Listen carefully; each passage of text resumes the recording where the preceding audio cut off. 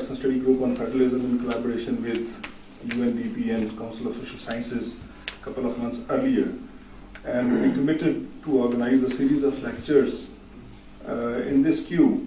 Today, we were supposed to have a lecture of Ijaz Chaudhary, who was Federal Secretary of Interprovincial Coordination.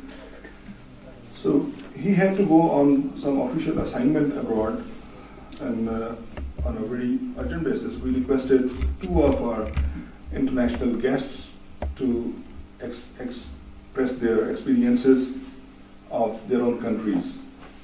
They both are from Federalist countries. So earlier we were supposed to organize this seminar on intergovernmental relations, and now we are stretching horizon of this program to intercontinental experiences of federalism.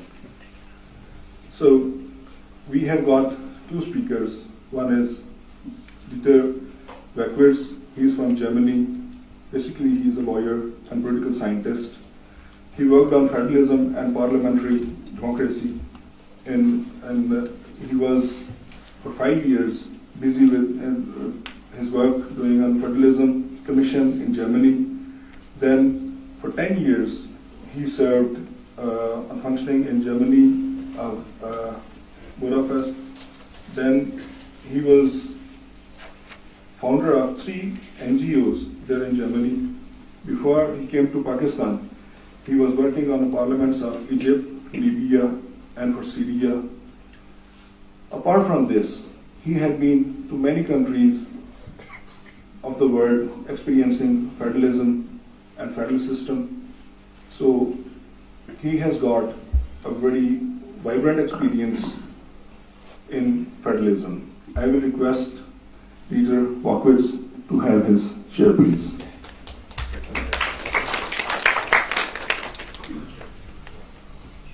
Our second speaker, Dr. David Jones, he comes from Canada. He has served there in University of Russia for 35 years. Though he is new entry to this domain of federalism, and he is part of this Pakistan Study Group on Federalism, we already had requested him to work a paper for us on different experiences of federalism in US, Canada, and Pakistan. So today he will be speaking on the different experiences of federalism in Canada, US, and Pakistan. I request Dr. David Jones to have a seat, please.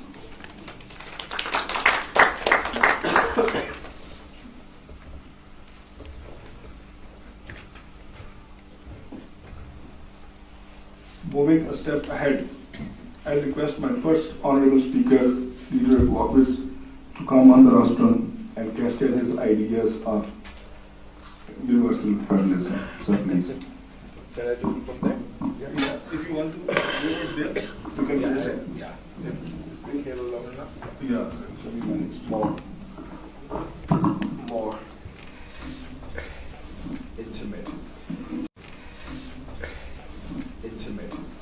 So good morning, everybody. Thank you very much for having me here. It was a quite spontaneous invitation for both of us, I think, to speak. I hope we can have a good discussion. My approach to federalism came not only through my studies of law. I'm a lawyer by profession, and I have focused on international law actually, but my access to that field came through politics. So I'm actually a practitioner. My first boss was a former minister in Germany who became later the head of the Human Rights Committee in the Parliament of Germany, which is called the Bundestag. It's the lower house, if you want. And through that assignment, I was working with him over 5 years, and then he was asked to co-chair the second Federalization Commission of Germany. The Federalization Commission of Germany was set up after the unification of Germany 25 years ago, because Germany expanded the Federal Republic of Germany expanded or consumed the former People's Republic of Germany, and out of 9 former provinces came out 16 provinces.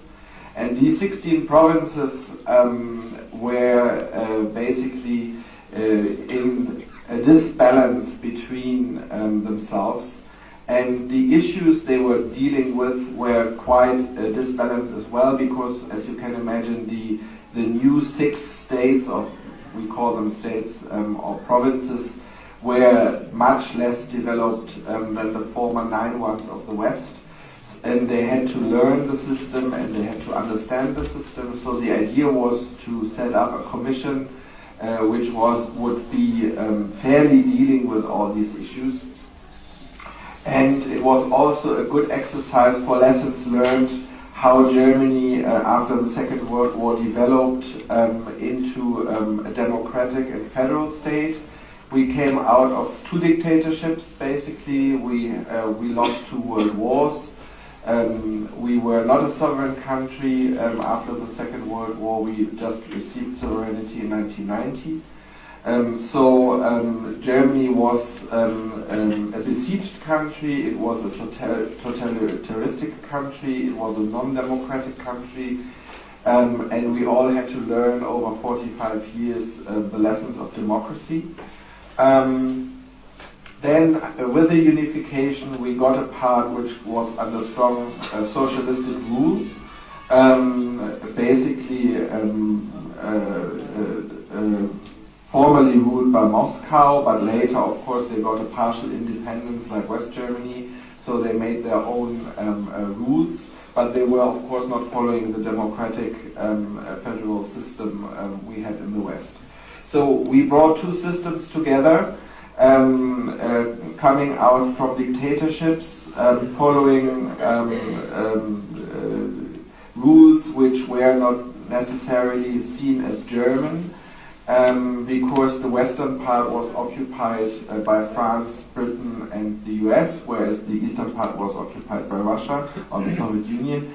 So the foundations of the system, of the principles of the system, were not seen by the Germans as indigenous or as German.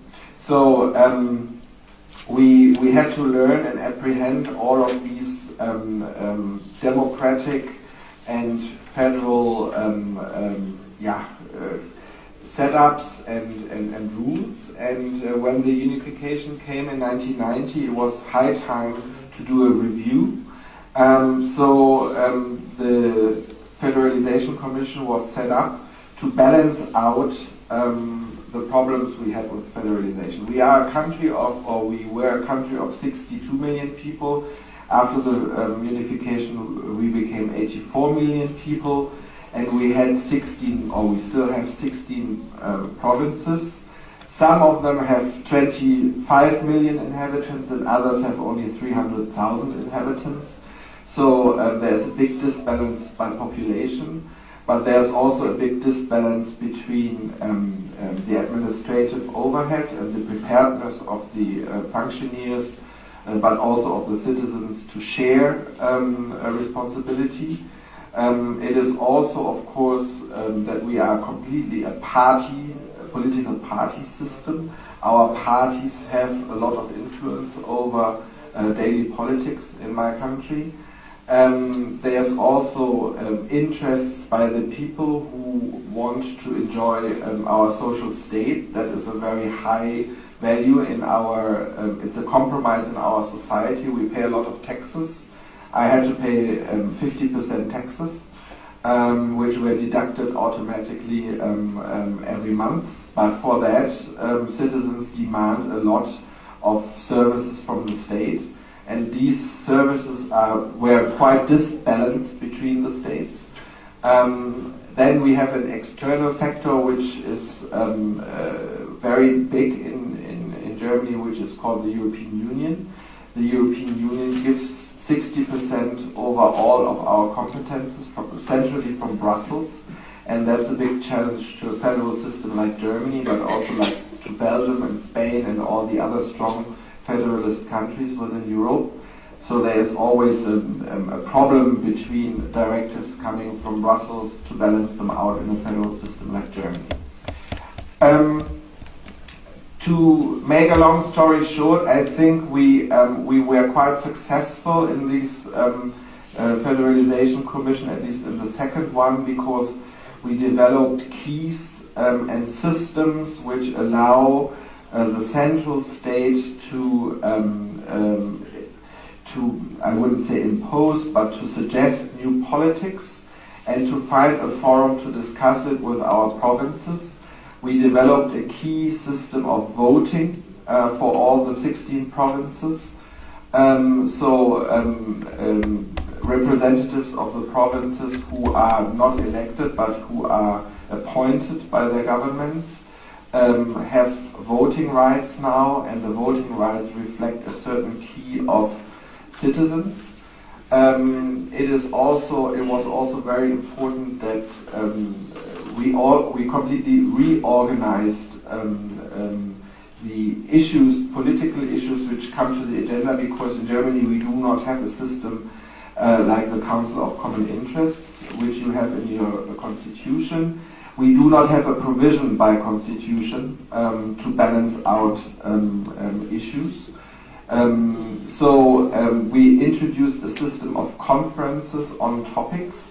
That means, for instance, if all our health ministers want to discuss their problems they have with health on the provincial level, they meet biannually with an agenda. That agenda is always agreed within the 16 states, and then the voting procedures are very strict. And at the end of these sessions, there is a binding, I cannot say legislation, but there is a binding policy how the provinces act vis-à-vis the central state. We have these on issues like health, on all social services, which are very expensive, on economic development, on home affairs and law, even on issues on like culture, education. Of course, that's a very vibrant topic. We have 16 different educational systems in Germany. So we try to balance out, because we are aware that we are living in a globalized world, to live with 16 states, but the tendency is clearly, and this is why we have set up a third Federalization Commission, to have less provinces in Germany, because for 83 million people, 16 provinces are just too much. So the plan is to merge smaller provinces with larger provinces and give also more say to the provinces vis-à-vis the central state. The central state, I should add, has approximately 30% of competences, where the provinces have 70% of competences. There is a new formula which is obliging the central state that whatever new policy the state wants to implement, it needs the go of the provinces, and it needs to have the funds available by the state and not by the provinces. That's a very important issue, because if there are innovations, the provinces want to make sure that it is not a wish list of the state, of the central state, but that it can become realistic politics or policy within the entire republic. So just to add finally, the Federalization Commission is an ongoing, open-ended institution. It is on a voluntary basis by the provinces, so there is no constitutional obligation to attend it, but it turned out to be a very helpful instrument to stabilize our very fragile state, because the central state is very fragile and the provinces have a lot of power over it. They can steer the politics through our second chamber, which is called the Bundesrat, which is the representation of our provinces, and within this second chamber there are very clear voting rights by constitution, but not again by topics, and the harmonization of the topics and how the states will vote is harmonized in this conference system, which brings much more stability into the political agenda. Because, as you may know, we have several parties who are in coalition on different levels of governance. So you can have, let's say, social democrats on the municipal level, conservatives in coalition with liberals on the provincial level, and then on the state level you can have social democrats right now together with the conservatives on the central state level. And all these parties, as I said in the beginning, have a huge influence over political issues. But with this conference system, they can even out the disbalances between the parties and between the states. And I think with this, I leave it here and hand it over to my colleague. And of course, I'm open and happy to have your questions.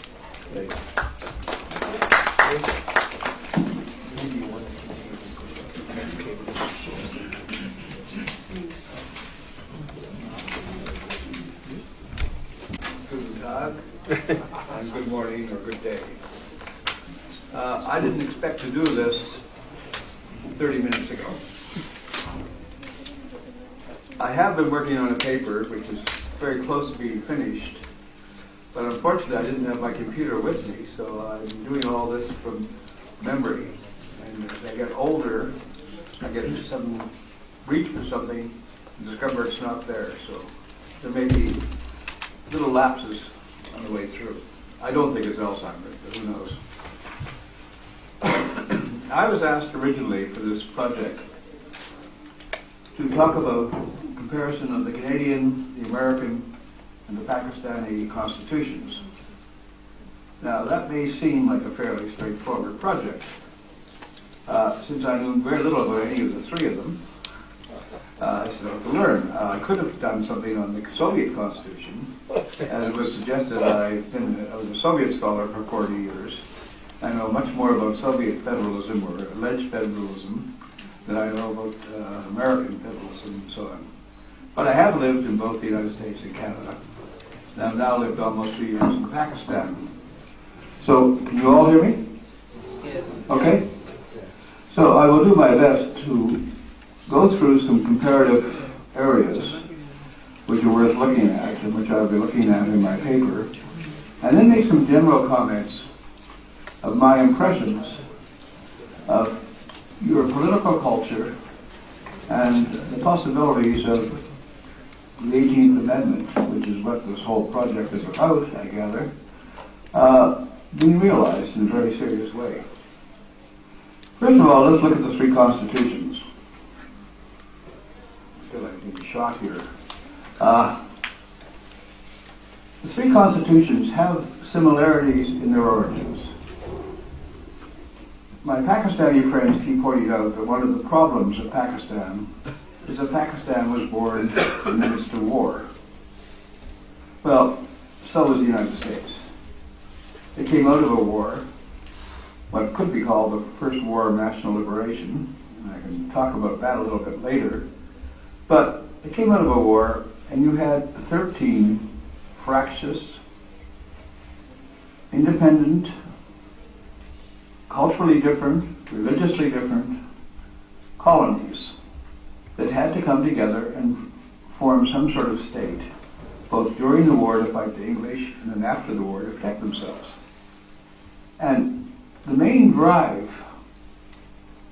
for forming a constitution, federal constitution with a powerful central government, came from defense. We tend to forget that the American Constitution was drawn up under the threat of the Indians on the western frontier, who were being supported by the English, who were not very happy about the Americans being independent, and by the Spanish in the south, who were also encouraging the Indians. So the people drawing up the Constitution and the authors of the Federalist Papers, which is a handbook of federalism, since the American Constitution is seen as the first great federal constitution. The authors of the Federalist Papers, John Jay, Alexander Hamilton, and so on, were very aware of a military threat. The Canadian military threat to Canada in 1867 was not as great, but it was there. And there are Canadian historians that will argue that the reason you have Confederation in Canada was because of an American threat. Now, you like to think of yourselves as, you know, the sort of differ for Westerners in your anti-Americanism sometimes. I can tell you that most of you would be very happy saying some of the things you say in Canada. Canadians are very anti-American. Why do we have a queen? We have a queen because Canada was founded, English Canada was founded, by people that left the United States because they fought for the crown. Our whole system of politics is based on the idea of the crown. So for Canadians to get rid of the crown, which is being talked about frequently, really means to get rid of one of the few things that separates us from the United States. Our football's a little better, a little tougher. But we play baseball, we're mixed up in the baseball, we do most things that the Americans do. We watch American television, we read People magazine, but our political culture is very, very different. Our political culture, the Americans came out of 10 years of negotiation and so on in the end. The Canadian Constitution came out of business deals. It was very carefully negotiated by 4 provinces. But it was negotiated under the threat of the Americans' dream of manifest destiny, which may be a myth, but we all believe, the Americans believed it, that the Americans thought they should complete the job of 1776, 1783, and take Canada. Even more, and what is really serious, was the Americans had just come out of the Civil War. And the Canadian Constitution makers were very aware of that. They were very, very aware of what federalism meant. They'd seen it in action in the United States. They'd seen it break down and almost collapse in the Civil War.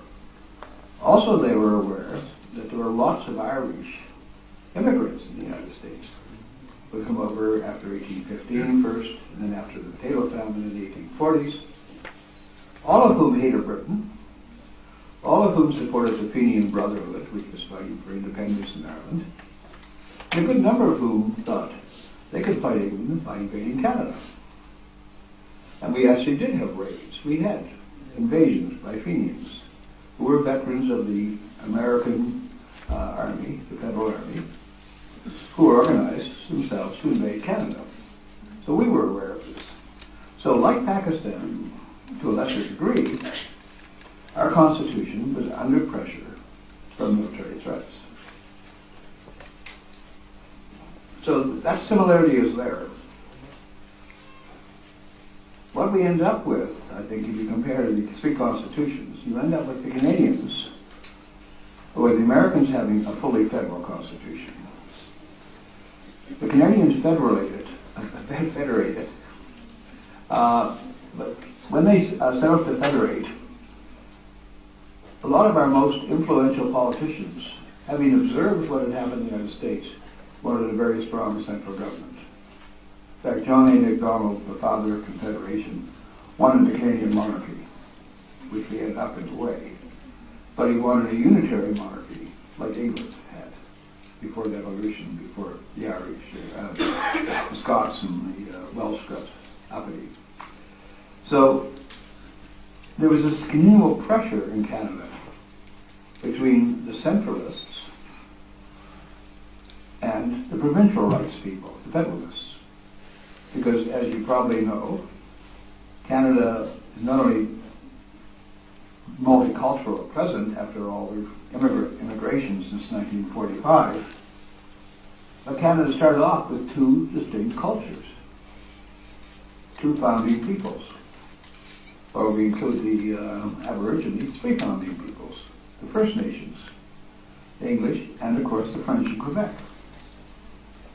And one of the points I like to make when I talk in Pakistan about Canadian politics and Pakistan politics is, we also had terrorism in this century, the last century. We had a Quebec terrorist movement in the 1960s. We had martial law imposed, I think, 1970 by Pierre Elliott Trudeau, the great Democrat, who managed to take my democratic civil liberties away from me. Seven, maybe 9 terrorists had kidnapped 2 people in Quebec, a British trade minister and a Quebec minister, and all of Canada lost their civil rights under the War Measures Act. So we've gone through this. We also faced an existential threat. In 1995, there was a referendum in Quebec on whether to break up Canada, whether to leave. Canada won by 0.7%. It was that close. It was something like 49.3 to 50.7 that we came to breaking up. We've been talking about this forever. Like Pakistanis, we don't really know who we are a lot of the time. It's be a joke. What is the Canadian? 2 friends of mine, 2 Canadian friends of mine who were working in New York, which is about a 6-hour drive, 4 to 6 hour drive from Toronto, came off work at midnight one night, had a couple of beers, and got in an argument. They made a bet, $50 bet, that if they were to look at the Toronto's Globe and Mail the next morning, there'd be an article on what is a Canadian. Well, they finally decided after a couple of beers, let's drive to Toronto and have breakfast and find out. Buy the paper. They did. My friend won. The bottom of the front page was, new survey shows Canadians don't know who they are. So he didn't have to pay for the gas and breakfast, and he got $50. So these are the kind of problems that you have in terms of identity and building a nation are problems that Canadians have too. Now I've drawn up a list of comparative things you might want to look at and might want to discuss. One clearly is the central power. In the United States, the states were determined to keep the central power as weak as possible. The Federalists, Hamilton and company, were determined to make it as strong as possible. And you end up with a compromise. May I say one of the things I really like about the American Constitution is it's only 9 articles long. Plus, it had 10 amendments in the Bill of Rights. My copy of the Pakistan Constitution is that thick. My Canadian one's that thick. My American one's that thick. It makes it much easier to get through it from cover to cover. The Americans come up then with what is essentially a really federal government in which residual powers and a good number of tax powers stay with the states. The states even claimed, as you know, in 1861, the right to secede. They no longer have that right. The Civil War settled that issue particularly. Canadian provinces don't have the right to secede. We have what people call a quasi-federal constitution. It's one in which is a stronger central power. If you're looking at comparing the two, and I'm never sure which Pakistan constitution to talk about, because you seem to me play constitutional musical chairs. Every 10 years you get a new constitution. You've done pretty well with 73, but you've got the 18th Amendment now. So it's hard to make overall comparisons the same way you can by tracing things through the Canadian or the American Constitution. But in all 3 countries, residual powers are largely in the hands of legally in the hands of the provinces or the states. The United States does not have concurrent powers, but they exist. Obviously, and this was fairly new, when the United States introduced a Federal Department of Education, they got, in effect, some sort of concurrent powers. Canada does have concurrent powers in areas like immigration. For instance, the general immigration policy is set by the federal government. However, who gets in and how that can be done can be set by provinces. So Quebec, for instance, can form the policy, immigration policy, so the immigrants who want to go to Quebec have to speak French or relearn French. There are things like that happening.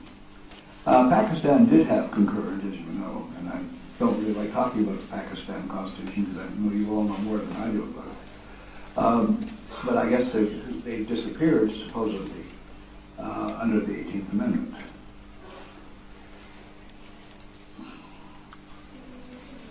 I would say that the United States, in terms of political traditions, is defiantly and angrily democratic. The Americans take their civil liberties and so on very, very seriously. And that's why we have militias all over the country, ready to shoot down black helicopters and people in blue hats, worried about a UN takeover. Canadians are much less strident. We're more parliamentary democracy. People will tell you that we're nice. We don't like war like Americans. We're not like Americans. All I can say is talk to our hockey coaches. I once read a passage to my defense policy class in Canada from the coach of the Canadian hockey team against Russia in 1971. He said, "What's the nationality of the man that said this?" And they all said, "Oh, he's an American. Clearly he's an American. No Canadian would speak like that." Canadian coach, national team. Pakistan, I would say, allegedly democratic. Part of the time, people are democratic. Part of the time, they're not democratic. It seems to me. One other obvious comparison is we're all three multicultural countries. The Americans were multicultural, although largely Anglo cultures, but they were Scottish, they were Irish, they were Welsh, but also I was thinking Anglo, English. But they were religiously mixed. Maryland was Catholic. There were Jews and Puritans in Rhode Island. Massachusetts was Puritan. Connecticut was a different kind of Puritanism. We had the Dutch in New York, who had been taken over in 1664. So you have this mix there too. And of course you have your own mix, as you well know. All three have, or allegedly have, independent judiciaries. One big difference, clearly, between Pakistan and the other two is, whatever the law is, the military, and even with the military-industrial complex, is more subservient and not openly powerful in the United States. Canada's military is very weak in that sense, politically. There's very little political. And I'll leave it for you to draw your conclusions about Pakistani military. One area of importance, I think, is municipal government. Here the Americans have a very strong tradition of municipal government. In fact, back in the 1750s, 70s, a lot of British governors, blamed their problems on the American township model. Virginia, the state of Virginia, has a county model, but most of the colonies, the original colonies, had very strong townships, very strong local government. And local government in the United States today is very strong. In fact, you can make out a case, which I made out much to the annoyance of my American friends sometimes, that you get rid of the state governments. You just go from a central government to municipal governments. That the state government is just eating up resources and paying a lot of legislators to sit around who don't really understand the state of Florida, which I've lived in. The people in the north feel the people in the south don't understand them. People in the north don't have the power, etc., etc. Municipal government, though, where I lived in Florida, they can impose a sales tax. The island I lived on, which was a tourist island, it became one, which is why I left it. My friends and I left it. We were trying to turn it into Miami Beach. They had a sales tax only on that island. They can impose a sales tax in one small part. Couldn't do that in Canada. In Canada, municipal governments are responsibility of the state, the province. It has the right to set up municipal governments. It decides what funds they're going to get. And needless to say, governments don't like giving up funding. So, in general, municipal government in Canada gets the money it gets from property tax, some business taxes, the old poll taxes when you had it, and really has no financial clout whatsoever, and government. And it allows, in my province back 20 years ago, it allows the provincial government somebody to say, your municipality has just expanded 80 miles in that direction, 40 miles in that direction, and 40 miles inland. And you're now the municipality of Halifax. GHR. That sounds like the Royal Majesty's name. HRM, His Royal Majesty. That's us. We were the largest municipality in North America at one point, and may still be. There's one city in the center, and the rest is rural. Why did the provincial government do this? To balance its budget. Because all of a sudden, we living in the city can take over the budget for all the county roads, all the municipal roads, welfare, education, all these things suddenly became municipal responsibilities without the money. That's a problem. You have your own problems with local government, if and when you get it. I guess you're starting all over again with new electoral commissions for local government. But if you're going to make the 18th Amendment work, a strong local government system is something you really need, I think. In terms of finances, we have divided finances up between the federal government and the provinces.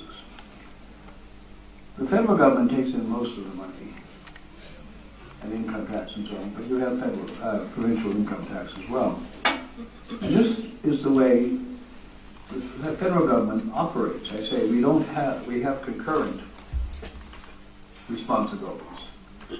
But health and education, for instance, are purely provincial. Yet the federal government has a lot to say in it. Because what the federal government does is take in all this money. With that money, it is responsible for making transfer payments to make sure that poor regions have somewhat the same standard of living as rich regions, and therefore there's a transfer payment formula worked out. So money from the central tax money goes to the provinces as a gift from the federal government.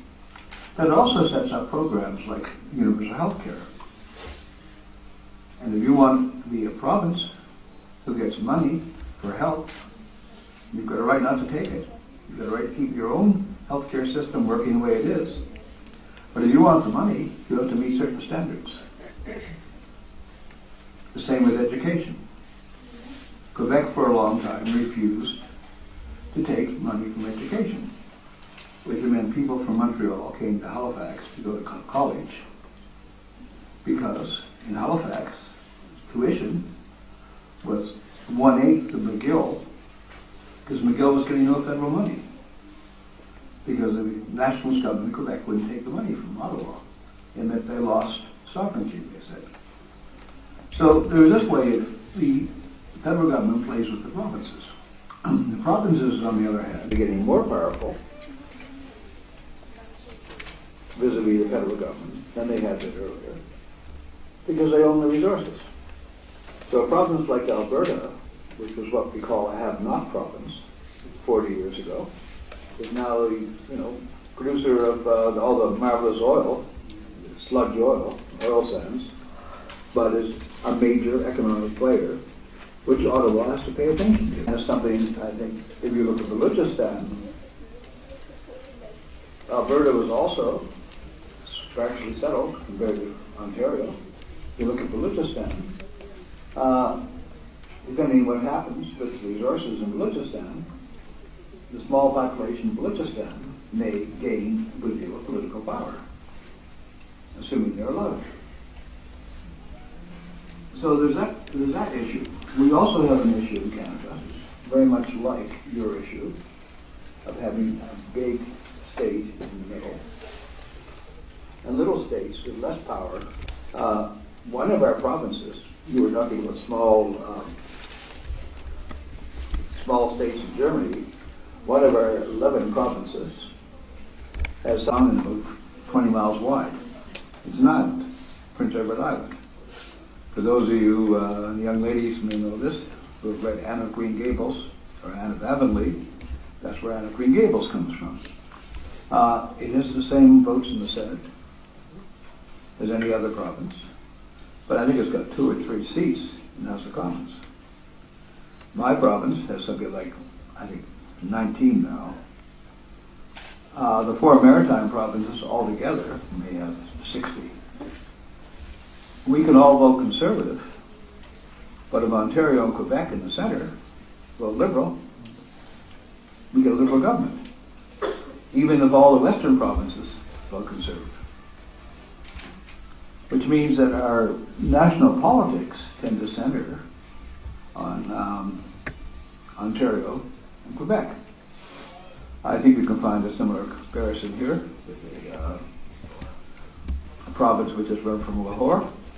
But I'll leave it again for you to draw your own distinction, your own conclusions about that. Another area which is interesting is corruption, political culture, corruption. When I was giving a talk last year in Bhutan, I said, if you want to really worry about being the only corrupt country in the world, go to Italy. Italy, I think, at least in terms of spectacular corruption, I think puts Pakistan to shame.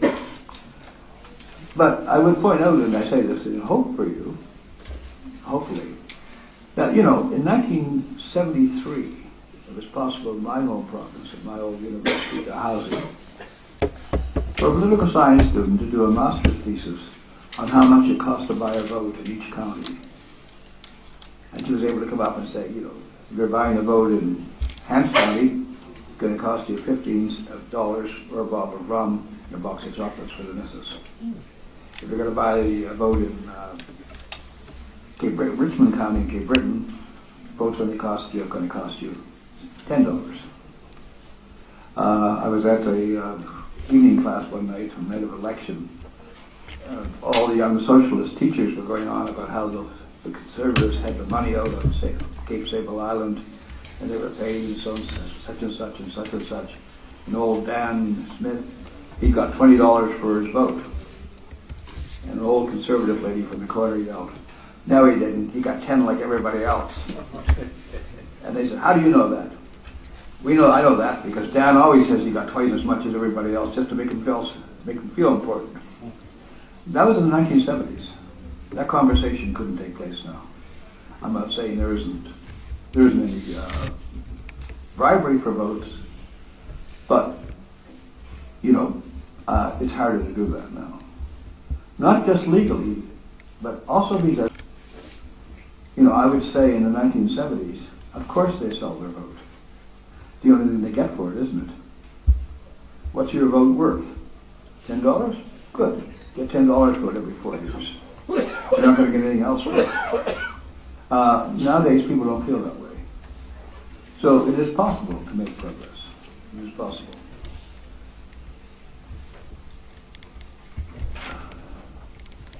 Other areas which I think create problems are the distribution of provinces, wealth, population, and so on.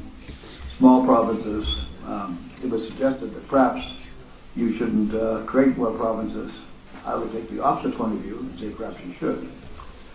Canada has 11 provinces and 2 territories. And our 11th province, Nuktuk, is really very interesting. It was created in 1999.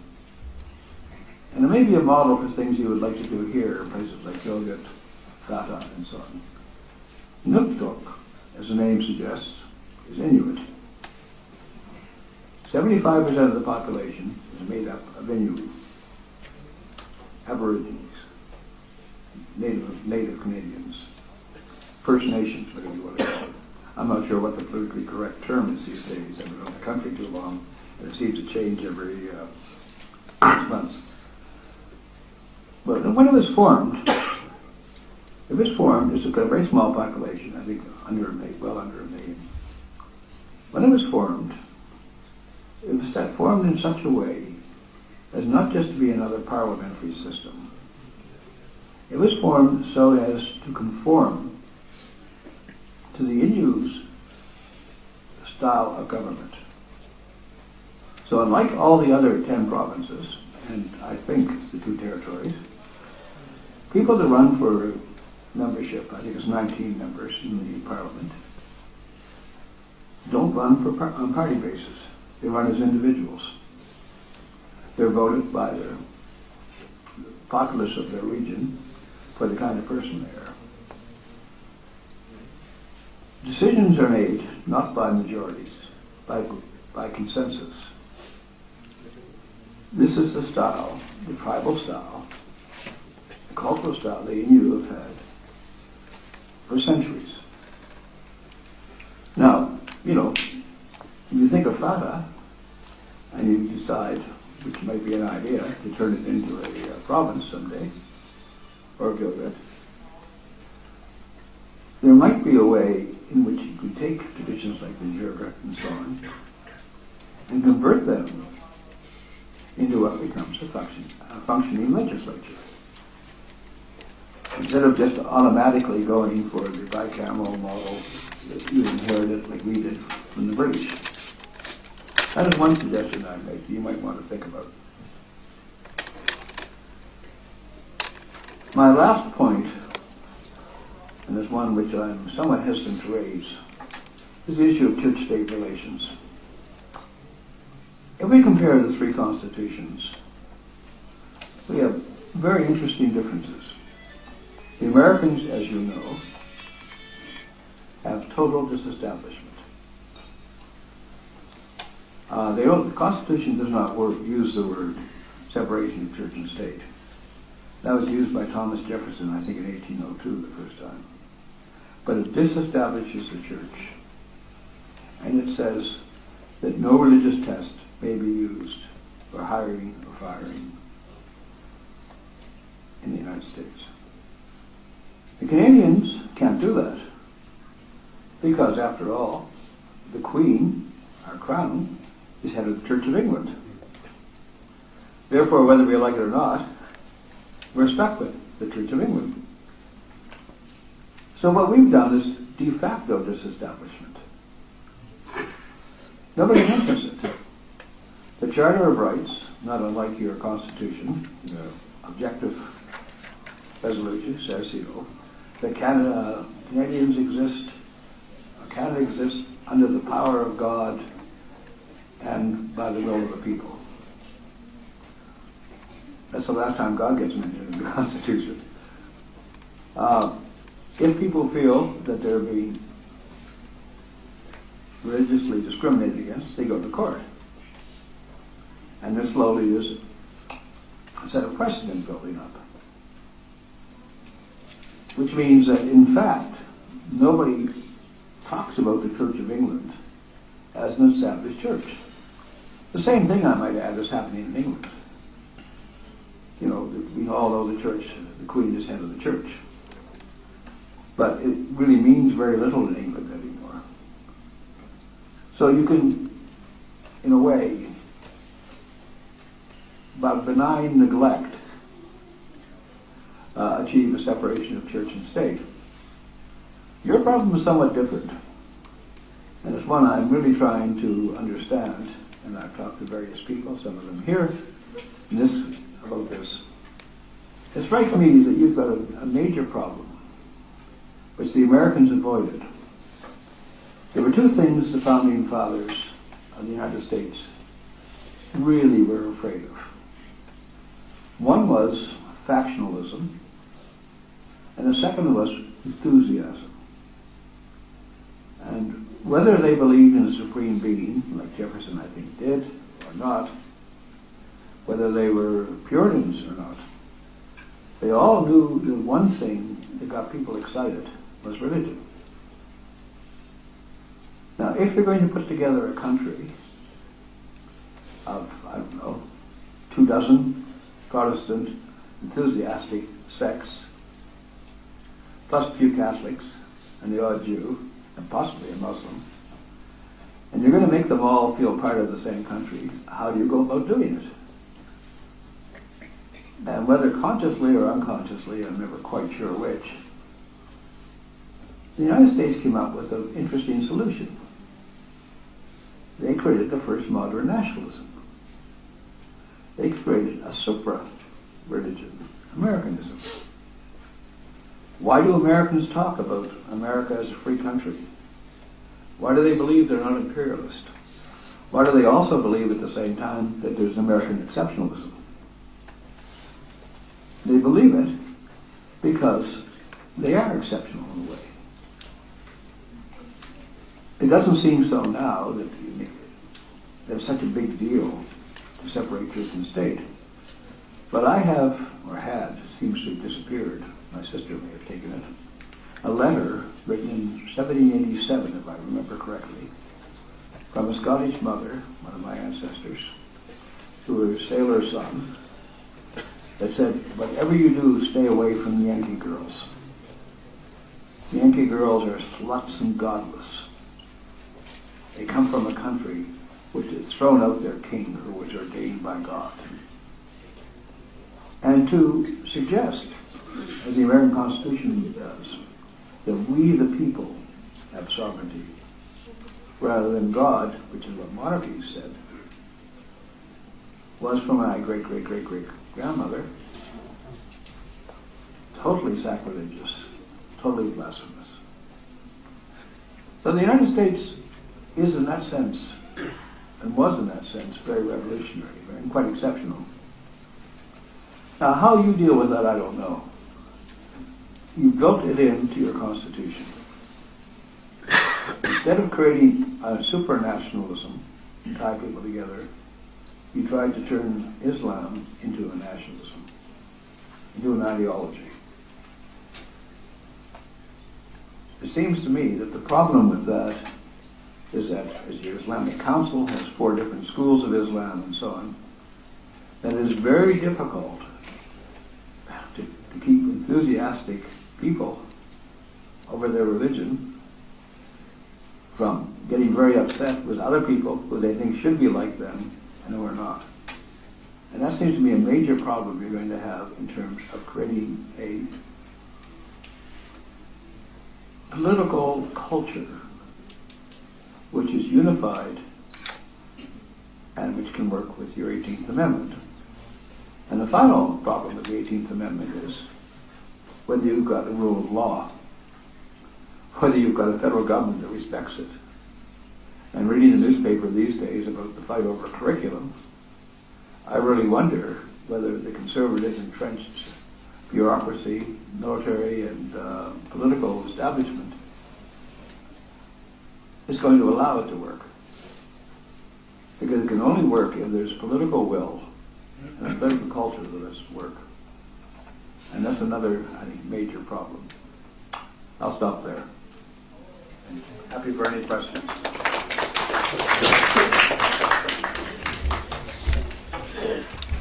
Dr. David Jones and Dieter Walkewitz for your brainstorming lecture.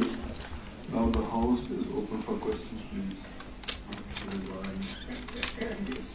You will be telling your name first and then. This is a German speaker. Dear sir, first we welcome your presence in our alma mater. So my question is that you have mentioned that in Germany there are the 16 provinces and they have the diversified and different education system. Besides this, you have also mentioned that there is no any council of common interest there. And many recommendations are suggested through the seminars and conferences. My question, the point is to raise here how the consensus is developed on the national affairs. And the supplement question is that in the context of Pakistan, so far there is no any uniform education system. What will be your recommendations in this context? One-on-one, or shall we collect questions? Go ahead. Okay. We go one-on-one. Yeah, okay. Well, you're absolutely right. There is no consensus in the sense of the independence of the provinces over education. We have 16 educational systems. That's a fact. And we know that particularly with the developments in the European Union, this is not going to work. So we have to harmonize the systems. And but the provinces make clear that they are still in the driving seat constitutionally on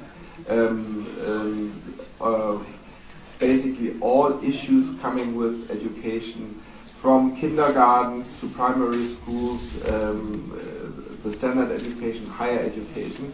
But I also have to say that our universities are differently set up, at least the state universities. All state universities are independent in Germany. That means even the government cannot tell them what they have to do. So they have their own senates, they have their own voting system. If you're a student in a state university, you go and vote. So the state or the province cannot tell the university what it has to teach or not to teach. They just have to pay for it. So the higher education is completely free in Germany. Also for the people, you don't have to pay student fees in Germany. But the standards need to be harmonized, and this is why we came up with this conference system. This conference system is not just a loose system of a bunch of ministers coming together and talk about education. No, it follows a strict agenda. The agenda is always agreed anonymously, and then the states have voting rights, and they use these voting rights, and only if a decision is done, it's binding to all the states. If there's no binding decision, if there's no binding result, then there is no decision binding the state.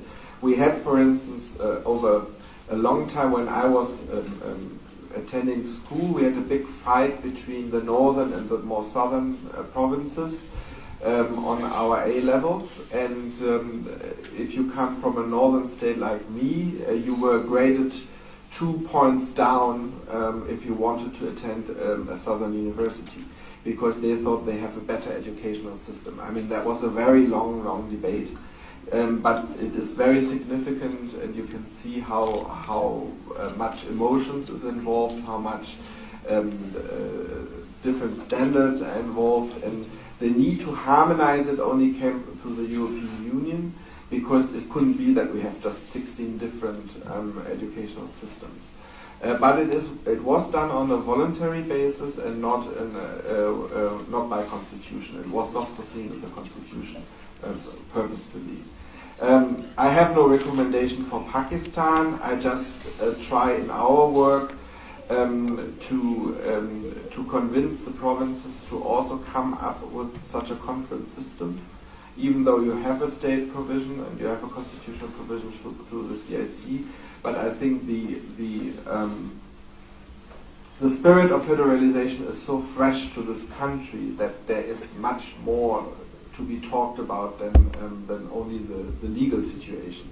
It is also how you perceive power, how you see yourself as state vis-à-vis the citizen, to what extent you have the financial resources for it. So you really need to debate a lot of issues amongst the politicians who are in charge of harmonizing the system in the country, if there is a need to harmonize it.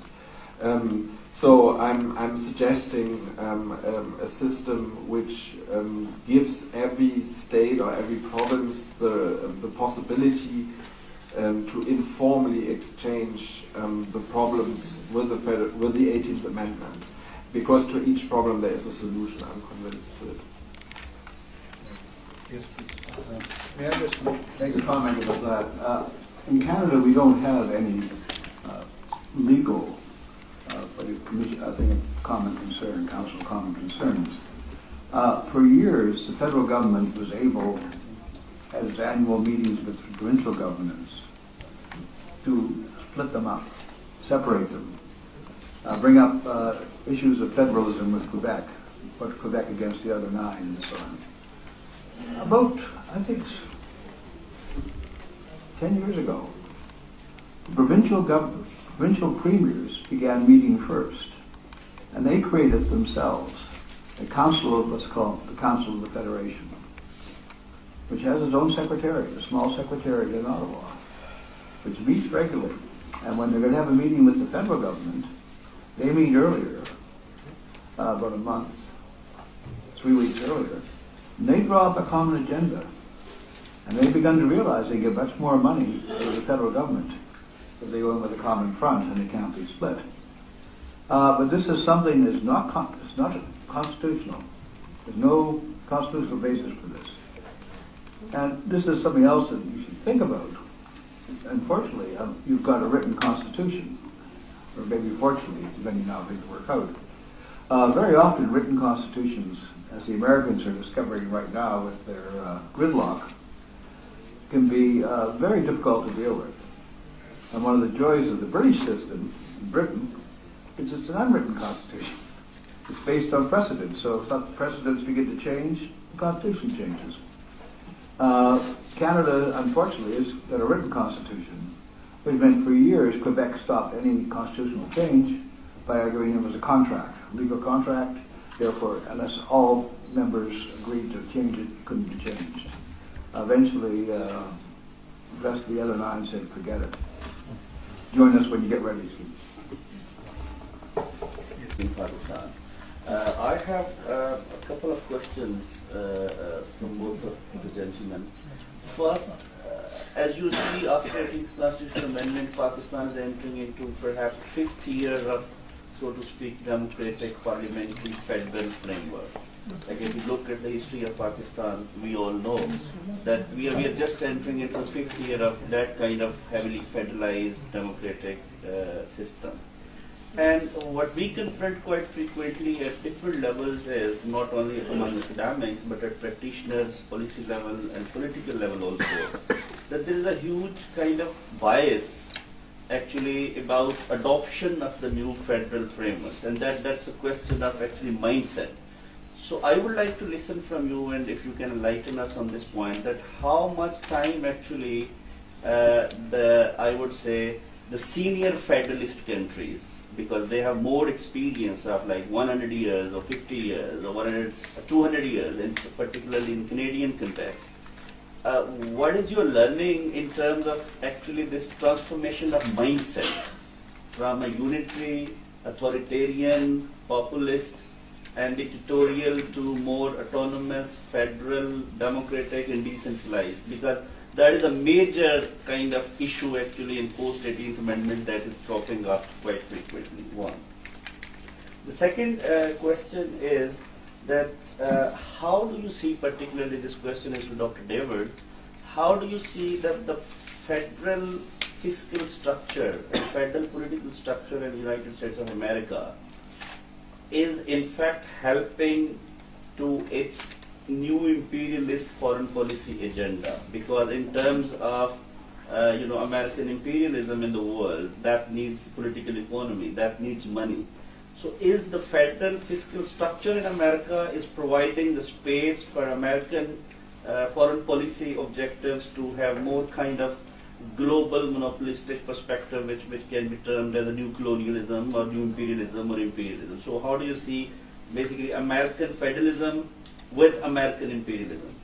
The third point I would like to ask that what is kind of mechanism For instance, in the United States of America, we know about Germany through Dieter that there is no that kind of formal intergovernmental relations dispute resolution mechanism in Germany. What are the intergovernmental dispute resolution mechanisms in Canada and America? Want to go first? I think my answer will be shorter than yours, so I go first. Well, the mindset. I think this is what I can answer best because I was 20 years old when West Germany and East Germany came together, and East Germany, of course, was coming out of, you can say, a dictatorship. The mindset is extremely slowly changing. Even today, we have more extremist parties in East Germany than in West Germany, much more. We have more parties which are against the European Union in East Germany than in West Germany. The poverty line is much higher in East Germany than in West Germany. The unemployment rate is higher. So there is a connection between education, public awareness, and defending a centralist government. They do not. A lot of citizens from East Germany do not, if they stayed in their part of the country, do not see the necessity of having within their old territory of the communist territory to have 6 states. They think things go much faster in a centralist state. So it's very. I'm just telling you the mindset. When we were sitting in the Federalization Commission, we could easily, even though we had anonymous voting and we had anonymous expressions of proposals, we could see where it came from, if it was from the former centralist country in the east or if it was from the federal country in the west. So there were many indicators where you could see where a new party was built out of the former one-party system of East Germany, which is now called the Socialists. This is how they call themselves. And it was the former Communist Party of East Germany. They have approximately, in the entire system, they have approximately 10% in the entire Germany, but in East Germany they go up to 30%. So, and they are completely against the European Union, they are against federalization, they have a lot of reservations concerning the democratic system. So they live in their own world, and 25 years after they are still in elections, they are still getting 30%. So the strongest allied power of Germany, and they were the strongest in defending the federalist system in Germany, so they imposed a very federalist system. I think we have now inhaled it, and with the European Union in itself is a strange mixture between very strong federal elements, but also very strong centristic structures. We have the council, which is a more centristic issue, whereas the European Parliament is, of course, a very democratic structure, and the Commission is a thing in between. So I think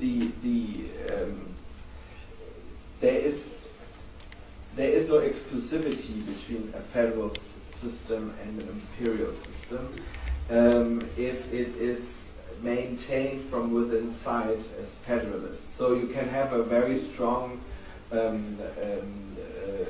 external policy, which means the opposite of being federalist, or as you said, imperialist. But internally you can maintain your federalist lifestyle and accept that you need to share powers. This is my answer. Yeah, well, you have easy questions to answer. Yeah. First of all, let me talk about resolution of conflict. Provincial, federal, state, federal. Actually, the courts. Yeah, I think it's settled in conferences between the provincial federal conferences If people don't like that, it goes to courts. And it goes to the Supreme Court. As you know, in the United States, people are always waiting for the Supreme Court decisions. In Canada, it's not quite that simple. But how then you allow Supreme Court to go for arbitration on political decisions? Is it not executive judiciary tussle too? Because that's a political. Well, that's what we call, what is the word, judicial activism, which you always dislike if the decision goes against you. If the decision goes against you, it's a judicial activist decision, damn judicial activist judges. If it goes in your favor, hey, glad somebody reads the Constitution properly. But it is generally, it's the courts that have the biggest job in settling disputes. In Canada, it's difficult because there is a notwithstanding clause to keep Quebec happy, which means if a province really doesn't like a law, part of this, it can invoke the notwithstanding clause. Now, it's a complicated procedure, and it doesn't happen very often, but Quebec has done it about language law. Its language law has been found unconstitutional, that bans the use of English on signs, only French can be used on signs. Quebec said, so much for that, get lost. No, we're invoking the notwithstanding clause, and we're going to have our signs only in French. That's that. Question one, what was the first question was? Mindset. Mindset. Yeah, mindsets take a long time to change, and it's a slow process. My generation, if you'd asked me what I was, I would have said, I'm a Nova Scotian. If you ask my children 30 years later what they are, they'd say Canadian. It took 30 years. And there are all sorts of ways which you can see how this takes time to change. And it's not easy. It takes experience. It takes the model United Nations, which I did all. I mean, people were upset about Israel. In 1956, after Hungary, I represented the Soviet Union. I can tell you, I was not a popular person in that assembly.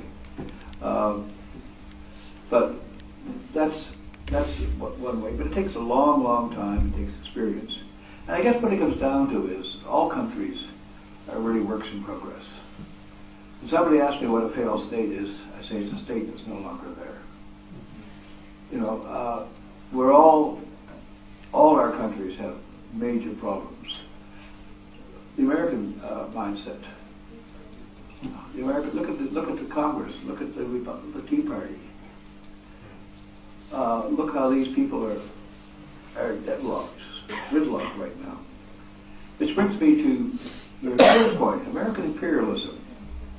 The problem with talking about American imperialism and the American system is the Americans don't believe they're imperialist. And it's very difficult to talk about imperialists to people who don't believe they're imperialists. So what does it mean for finances? Well, it means that people like the Tea Party, Ron Paul, and people like that would say, forget it. No more money for foreign affairs. No more foreign aid. It's time to go back to where we did with the Constitution when George Washington said, stay away from entangling alliances. Keep away from evil Europe. Evil Europe is church-ridden, corrupt, autocratic, non-democratic. Stay away from it. Still like that to a lot of Americans. So if you allow the American electorate to choose how much money went on foreign affairs, on maintaining troops in Iraq, Iran, and places like that, you'd be very happy. They'd all be gone very fast. But so would a lot of your foreign aid, too. Your education system might implode because U.S. aid wouldn't be there to support the HEC and its organizations and so on. So it's a complicated thing. And the problem that the federal government has in the United States is, on the one hand, it's trying to maintain certain commitments that it may not have made. It may have been made by administration 20 years ago, 15 years ago. And you've got to remember that in no other country, perhaps, is foreign affairs a reflection of domestic affairs as much as it is in the United States? So if Obama, for instance, he and Kerry manage to deal with Iran, Congress may say, so what? We're not removing the sanctions. Forget it. And it means that where in the old days, 20 years ago, foreign affairs stopped at the coast. You had bipartisanship, supposedly, before Reagan. That's 40 years ago. Nowadays, with people like John McCain and so on, Obama can't do a damn thing right. Whatever he does, the Republicans are going to attack him. And the Tea Party will be yelling, and they'll be trying to cut money for this program and that program and so on. So, maybe that if they're strong enough in the next Congress, that a lot of the imperialist programs of the United States will disappear. Just strangle from loss of finances. Yes, Thanks, Mr. Islamabad. My question to Dr. David Jones. Sir, there are many problems for Pakistan and challenges. National identity of Pakistan is one of the challenges today. Some non-state actors, they are pursuing sectarian or religious identity of Pakistan, and some of other groups, they are following the sub-nationalism in Pakistan, especially in Sindh and Balochistan province, and there is also provincialism in Pakistan. So, sir, because we have experience of, as you mentioned, about the United States of America and your country, Canada, and also you have knowledge of Pakistan. So, what is your suggestion about Pakistan? How Pakistan can deal with such problems?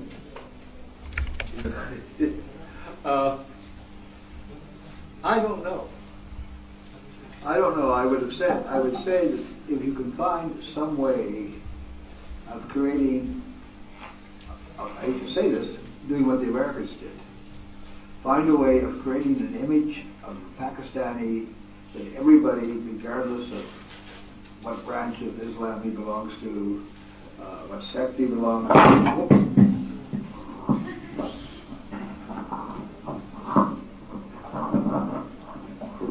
See, I knew it wasn't safe to answer this question.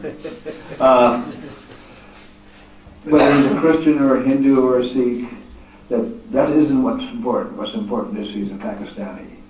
And how you do that, it calls for education process, it calls for all sorts of things, which brings you to the problem of curriculum. The trouble with the curriculum, of course, is that in Canada, each province has control of curriculum.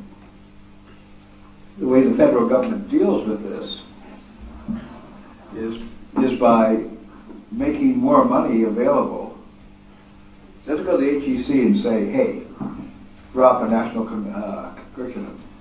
He goes to the HEC and says, look, come up with some ideas for a national curriculum. And then they'll finance, and if Balochistan wants to put this in their curriculum, we'll finance it. So, and it's unfortunate that it is separate. I was co-author of a textbook which is used in 4 provinces and required in 2 others, that it's suggested reading. My royalties, if it had been required by national curriculum, my royalties would have been 3 times as much. I would have been very happy. yes, sir, please.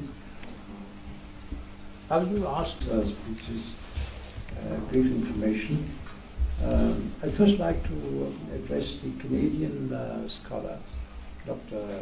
Dieter regarding the 5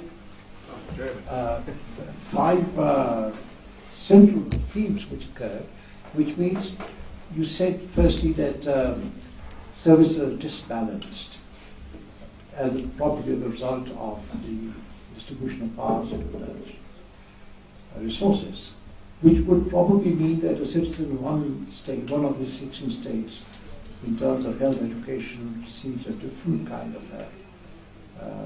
level of services than to another, which is, I thought, alarming from somebody who's not a European, because the assumption is that in Europe, and especially German, for countries, everyone gets the best of everything. That is surprising, and surprising how it continues to be tolerated and accepted, and is not an issue for dissension and criticism and progressive reform. The second issue, again related to money matters, you mentioned something which is striking. You said the central state, you used the word competence, and I may be wrong, but you mentioned 65% competence in part of the center, and 35% province, and perhaps vice versa. Now that is, I think that crystallizes the relationship between the center and the provinces and the extent to which they can go and manage and enforce what they want to be obeyed. And the third, which is related to these two, is you said that you use a fascinating phrase. You said that the funding is the basis which makes policy realistic and not a wish list. But that's something we don't have, and that's what we'd like to learn how you do it. Let's assume that health or social welfare policy, how does funding, whether it comes from the central state, how does it relate to the range of services, or range of welfare, or the quantum of welfare, which is spelled out, and you make sure that exactly that amount of money is available to make it possible. I have a long list of questions I want to address to you, Dr. Jones, but I thought that can be a little specific to begin with. Thank you for the questions. They go very deep in our federal structure. So the education, yes.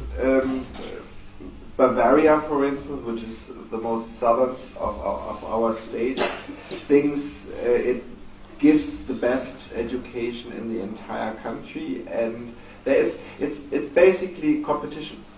It's competition vis-a-vis the citizen. So if you think as a province or as a state, as we call it, where your priorities are, you have 100% of your budget to distribute.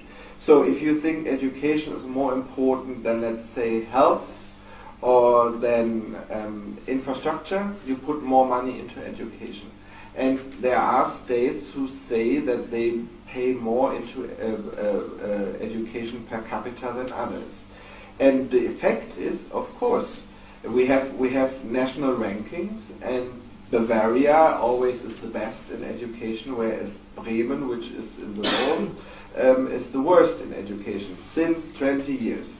And it didn't change. And it is also because Bremen in the north is putting its priorities in a different way, and the effects show that to make a lot of money available, but also a lot of ideas available into education, brings you the highest ranking. And this ranking is not done by state organizations, it's done by independent organizations, but it's also done by European and UN organizations, so it's quite independent, I have to say. But there is not just education, there's a distinction between, or a huge debate at the moment between primary education, so that is basically catering to mothers who want to go back to work, maternity leave, and kindergartens, preschool education, it starts all there. And some states do invest a lot of capital into it, and they are completely independent. And other states just invest more into the higher education. So it really depends where you put out the emphasis on education. But in general, there is no education or no money from the state, from the centrist state. There's only money coming from the provinces. So they are 100% in charge of education. Let's talk about health. Health is different. Health is, there are national standards, and I will explain you the word why I use competencies, because this is our legal term which we use. The competences of the central state are much higher on health than on education, because of endemics, because of compatibility of a medical system, and so on and so forth. So But ultimately, and health is much more privatized, for instance, than education is in Germany. You go usually to a private doctor before you go to a state hospital. But this is of course all covered by the national health insurance. Every German citizen is obliged to have a state insurance and he has to pay for it. If he cannot pay for it, the state has to pay for it. So, but you always have mandatory health insurance. So you do not pay for your health insurance, and you do not pay for medical treatment. You do not pay at the pharmacy. You don't pay. You just give your card, and they get it reimbursed from your province. So it's a completely different system. But it's also based on competition, because in some states you get better medical treatment than in others, and so it's all seen from the perspective of the citizen. Since, let's say, 30 years. 30 years ago there was a major shift. What does a citizen need to be happy with democracy, to be happy with the state, to be happy with federalism? What does it make him or her ready to pay so much money into the solidarity system? Because there are other states like Italy where public funds got lost and stuff like that. So we try to learn from that system. What does a citizen demand from the system? That is transparency, that is working service, public services, which is going above a minimum level. It needs to be a good education. It needs to be a good health system. It needs to be a good quality public infrastructure, which is competitive globally and not only in Europe or something like that. So it's really a demand by the citizen, and that needs to be covered by the state or by the province.